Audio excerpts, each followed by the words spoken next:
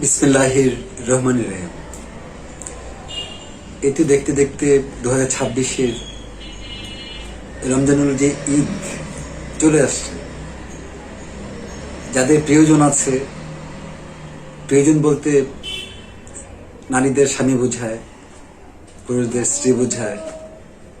এটা হচ্ছে প্রধান 18 বছরের পর থেকে। আর এমনিতে তো আছে যার যেটা বিষয় আছে। বাংলাদেশে যারা আছেন, আপনারা যারা অসহায় প্রকৃতির, 80% মানুষ এই দেশের অভাবী, গরিব, কখনো তাদের ভাগ্য উন্নয়ন হয়নি। আমি সোহেল সরকার নির্ঝর একজন সঙ্গীত শিল্পী হিসেবে বাংলাদেশের সর্বকনিষ্ঠ সাবেক দুবারের সংসদ সদস্য প্রার্থী হিসেবে আমি চেষ্টা করেছিলাম আজকে থেকে 25 বছর আগে থেকে, যখন আমার বয়স 14 অথবা 15, তখন থেকে যে বাংলাদেশের সবকিছু পরিবর্তন করব। আমার দুর্ভাগ্য যে আসলে অধিকাংশ অসভ্য, অশিক্ষিত, কুশিক্ষিত, বর্বর এই জাতি, এখানে সুশিক্ষিত মানুষের একেবারে অভাব। রাজনীতিতে যারা আছে সব দলের 90% মানুষ একদম বেশি খারাপ। সরকারি বেসরকারি চাকরিতে যারা আছে মানে একদম 98% হচ্ছে ঘুষখোর, সুদখোর, হারামখোর। নারীদের মধ্যে যারা আছে স্কুল, কলেজ, ভার্সিটি, তাদের মধ্যে 75% হচ্ছে ভুল পথে পথভ্রষ্ট। আমি মনে করি যাদের স্বজন আছে, যাদের প্রিয়জন আছে, তাদের কোনো সমস্যা নেই। আর যারা স্বজন হারা, নারী এবং পুরুষ, তাদের তো কোনো ঈদ নেই বা তাদের কোনো আনন্দ নেই। এটাই স্বাভাবিক। 1996 সালের আমার বাবা মারা গেছে, তখন আমি ছোট ছিলাম। তারপর থেকে আমরা কখন ঈদ গেল, কখন কি হলো, এইসব নিয়ে আসলে ব্যস্ত থাকি না। বা অসহায় মানুষদেরকে, গরিবদেরকে, বা যারা আরবি শিক্ষায় শিক্ষিত হতে চায় তাদেরকে আমরা হেল্প করি কুরবানি ঈদে বা রমজান ঈদে। আর যারা পরিচিত, যারা আমার অনুসারী, তাদেরকে সহযোগিতা করি। দীর্ঘদিন থেকে আসলে একা বসবাস করছি বিভিন্ন কারণে। আমার মনে হয় যে খারাপ মানুষের সাথে চলাফেরা না করে, মেলামেশা না করে একা থাকা অনেক শান্তি। তবে টাকার লোভে আমাদের দেশের বেশিরভাগ নারী সমাজ এখন পথভ্রষ্ট, অসৎ কাজে যুক্ত। টাকার জন্য লোভে এমন কোনো খারাপ কাজ নাই, খারাপ চিন্তা নাই যে তারা করে না। এটা দেশের জন্য অমঙ্গল। রাজনৈতিক দলগুলোতে বাংলাদেশে কোনো ভালো মানুষ এখন আমি দেখি না।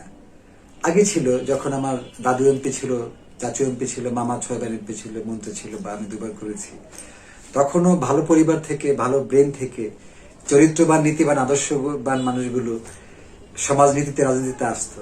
এখন তো চোর, বাটপার, মিথ্যাবাদী, লুটেরা, কিশোর অপরাধের সর্দার, বা অশিক্ষিত, কুশিক্ষিত, খারাপ পরিবারের মানুষগুলো। এদেশে কখনো আর হয়তো বিপ্লব হবে না। 24 হয়েছিল, আমরা করেছিলাম। বিপ্লব হওয়ার পরে হাজার হাজার মানুষ শহীদ হয়, হাজার হাজার পঙ্গু হয়। পরে স্বৈরাচারী বা ফাসিস্ট মানুষগুলো এসে ক্ষমতা ভোগ করে। এটা ঘৃণিত ব্যাপার। আমরা ঘৃণা করি এই সমস্ত রাজনৈতিক দলকে, বা যারা তখন দায়িত্বে ছিল। সুদখোর ইউনূস এবং ইউনূসের সাথে কিছু দালাল, চরিত্রহীন নারী পুরুষ ছিল। বাংলাদেশের মানুষদেরকে তারা ধোঁকা দিয়েছে। আমরা এটা চাইনি আসলে। বন্দোবস্ত চেয়েছিলাম সঠিক, হাবড় দেওয়া হয়েছিল বাস্তবায়নের জন্য। এগুলো বিএনপির লোকজনগুলো জোর জবরদস্তি করে অস্বীকার করছে। হয়তো তারা বেশি দিন ক্ষমতায় থাকতে পারবে না, কারণ বাংলাদেশের মানুষ সচেতন, এগুলো মানুষ বোঝে। আমি 2 বার সংসদ নির্বাচন করে, তারপর 3 বার আমাকে হাসিনা এমপি বানাতে চেয়েছিল, মন্ত্রী বানাতে চেয়েছিল, কিন্তু তার নির্বাচনগুলো ছিল অবৈধ, যে কারণে আমি যাইনি। আমার পিতা সাবেক রাষ্ট্রপতি হোসেন মোহাম্মদ এরশাদ ছিল বাংলাদেশের রূপকার, আমি ওনার সাথেও ছিলাম না।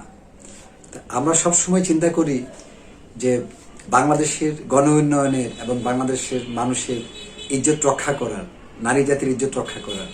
দুর্ভাগ্য হচ্ছে দেশের নারী সমাজ ইচ্ছে করেই তারা অপকর্মে, অসৎকর্মে, নোংরামিতে, বাজে কাজে তারা যুক্ত থাকে। এখানে মেধাবী মায়ের সন্তান খুব খুঁজে পাওয়া যায় না বেশি। চরিত্রবান, নীতিবান, আদর্শবান নারী পুরুষ হওয়া সমাজের অলংকার, অহংকার জাতির জন্য। কিন্তু আমাদের দেশে এগুলো আসলে নাই। আপনারা যারা ঢাকায় বসবাস করছেন, আমার বৃহত্তর ধানমন্ডির আশেপাশে আছে, যারা স্বজন হারা, প্রিয়জন হারা, আপনারা ঈদ করতে পারলেন না, কিছু কিনতে পারলেন না, মন খারাপ করবেন না। যাদের ভালো কিছু থাকে তারা আসলে এসব নিয়ে ব্যস্ত থাকে না। আপনারা চলে আসবেন, আপনাদের সবার যারা কাছাকাছি আছেন দাওয়াত। কারণ আমরা